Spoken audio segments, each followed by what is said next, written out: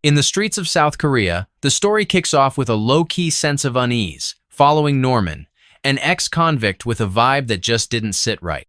On that particular day, Norman's focus was locked on Lily, a junior high schooler casually heading to church for worship. Oblivious to the guy shadowing her, Lily breezed through the church doors, taking her usual spot in the congregation. Norman, not missing a beat, slipped inside after her, picking an empty seat where he could keep a steady eye on her. The service carried on as expected, but Norman's lingering presence didn't go unnoticed.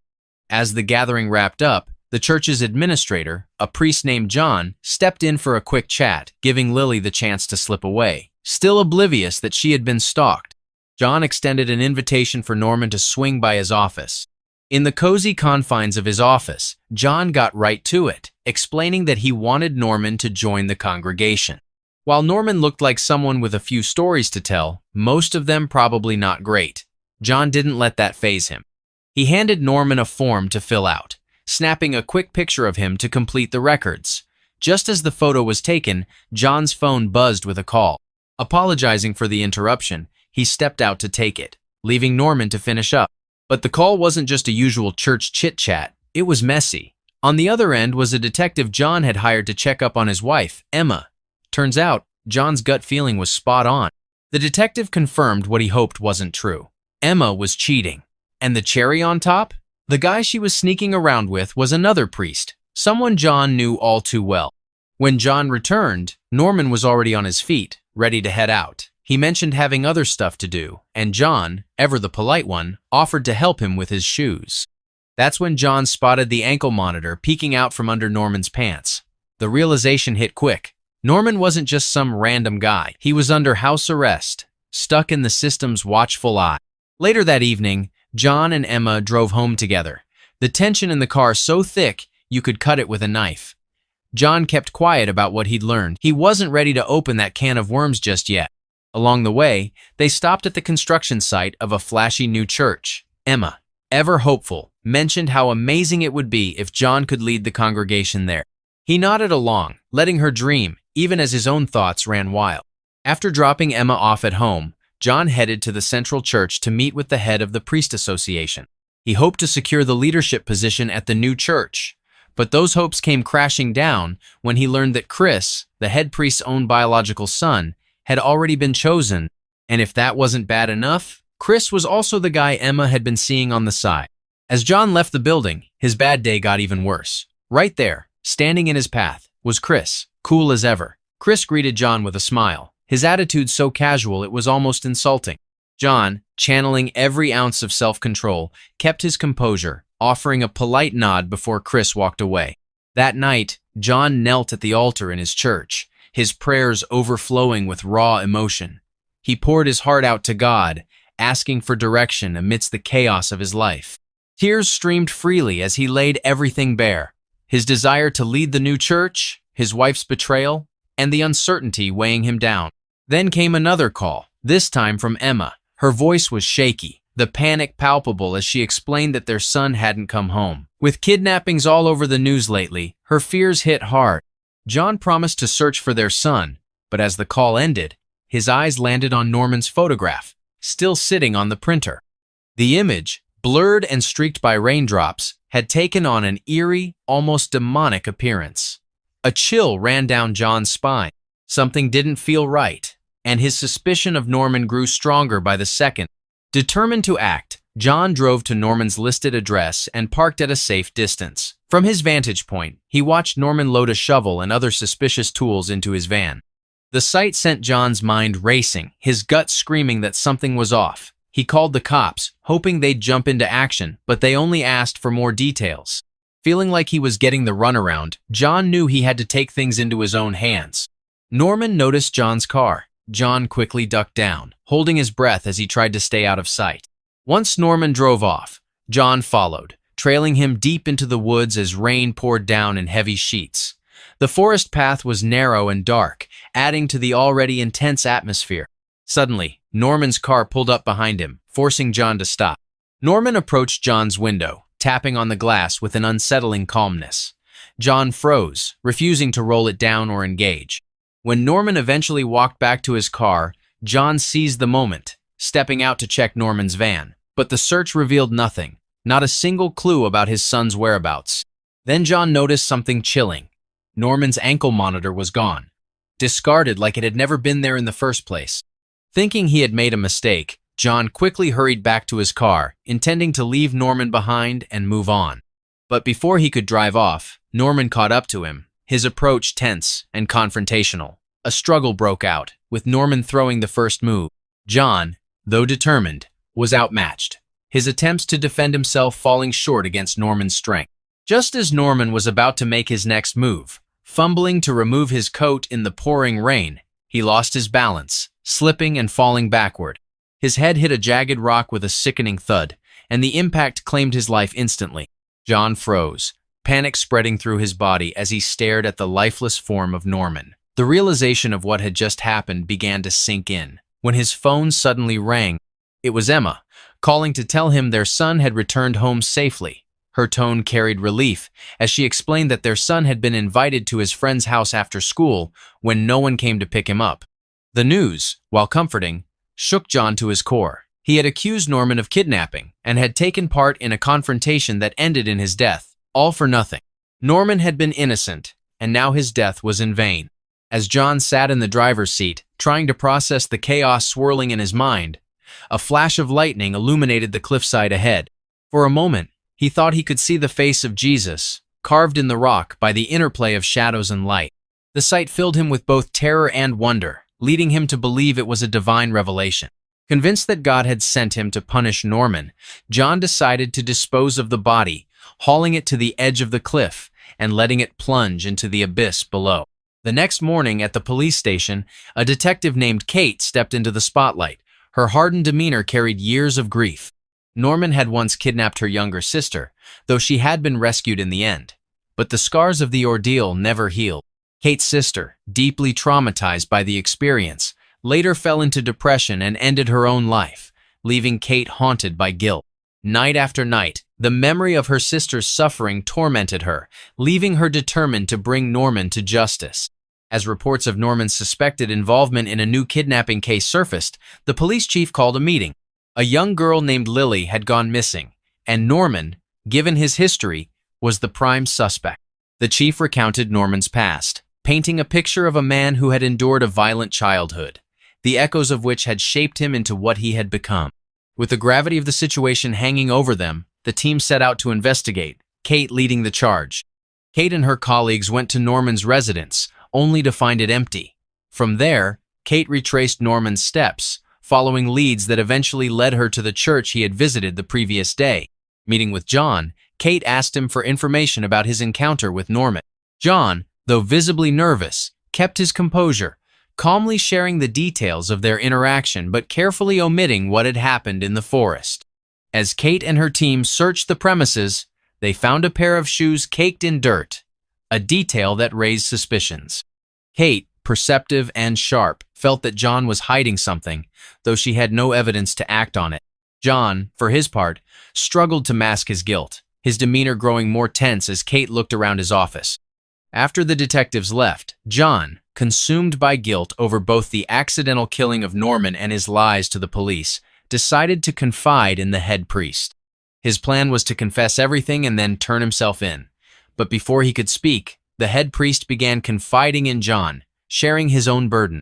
The head priest revealed that he had learned of Chris's affair with someone's wife, though he remained unaware that Emma was the woman in question. Unable to appoint Chris as the leader of the new church, the head priest announced his decision to choose John instead. As the head priest made his announcement, John's gaze drifted to the wall. There, among the decorations, he saw a pattern that resembled the face of Jesus, and he took it as another divine sign. The revelation shifted his perspective. He decided that his actions had been justified and chose to keep the truth about Norman's fate a secret. Later that day, John picked Emma up for an event. As they drove, he surprised her by asking her to confess her sins, specifically her affair with Chris. Emma, caught off guard, initially denied everything, fearing John's reaction. But eventually, with nowhere left to hide, she broke down and admitted to the affair, asking both John and God for forgiveness. The tension between them began to ease as the truth finally came out. Their destination was a nursing home near the forest, where they were set to attend a religious event. Upon arrival, a staff member mentioned that she was waiting for an ambulance she had called to assist a heavily injured man who had arrived the other night seeking help. She explained that the man was currently resting in one of the rooms. John's heart raced. He feared the man she spoke of could be Norman.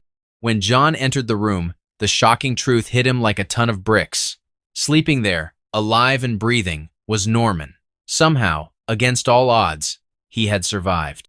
The sight left John momentarily frozen, his mind racing to make sense of it all. As if searching for divine guidance, he glanced up at the sky, where a flash of light illuminated what he believed to be an angel.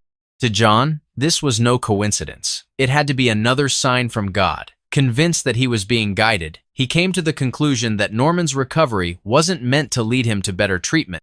It was meant to lead him to punishment. Determined to act on what he believed was divine will, John whisked Norman away from the orphanage, taking him to an abandoned building nestled in the desolate outskirts of town. There, in the cold emptiness of the space, John tied Norman to a chair using duct tape, ensuring there was no chance for escape. Norman, gradually regaining consciousness, groggily spoke up, his voice filled with confusion and anger. He demanded answers, asking John why he had done this to him. But John, lost in his belief, could only respond with uncertainty. He admitted that he himself didn't fully understand what was happening, but emphasized that God's signs had repeatedly pointed him toward Norman. He began to theorize aloud, piecing together the idea that God wanted Norman to be punished for his past sins. Sacrifice, John believed, was the only way for Norman to earn forgiveness. Norman, unable to contain his frustration, cut through John's ramblings with a startling revelation. He told John about Lily, the girl the police and Kate were desperately trying to locate.